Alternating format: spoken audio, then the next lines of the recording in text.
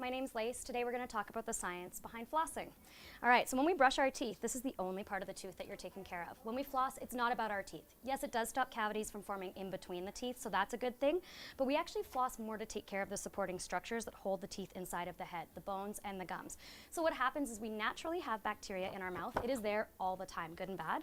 Sometimes the bad bacteria levels can kind of rise, normally dry mouth or high sugar diet. There's lots of reasons why this can happen, and pretty much we're all at risk. So when that bacteria kind of levels get high, the bacteria gets trapped underneath of our gums. When this happens, your immune system recognizes that this bacteria is an infection, okay? We've got bacteria in our body, it doesn't belong there. So what we want to do is we send blood cells down to our gums to get rid of this bacteria. That's why your gums bleed when you floss. It's actually a symptom of bacteria and your immune system responding to it.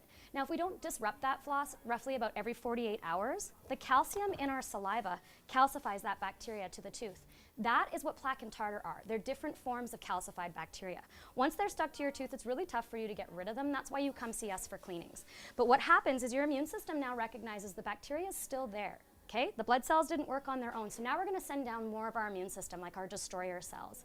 Those cells actually destroy the bones that support the teeth while they're trying to destroy this bacteria. And unfortunately, they can't kill all the plaque, so that's why you gotta come see us. And what happens if we don't get on top of this and we go for our regular cleanings, or if we just never jump on the flossing bus, that bone degradation is actually gonna continue over time.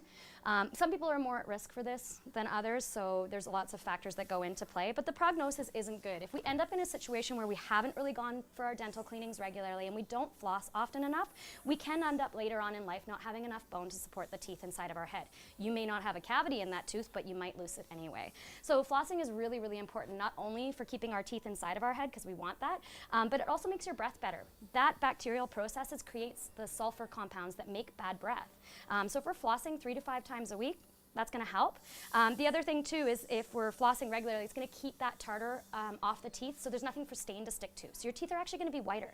But the big thing is that if you're constantly disrupting the bacteria in your mouth and keeping the bacteria levels low, your immune system doesn't have to work every day to fight an infection in your mouth. So if you're actually flossing, you're going to help your immune system too. So you're going to be so much better at fighting coughs, colds, sore throats, and other injuries in the body, or any other infection. So flossing is one of the best things that you can do for yourself. And my tip for everyone is if you're having a hard time getting it into your routine, just floss in the shower. Just leave it between your shampoo and your conditioner, and every time you hop in the shower, grab a strip of floss, spit on the ground, whatever, you're done. So that way you're going to get it done a couple more times a week than you already are. Thanks so much for listening.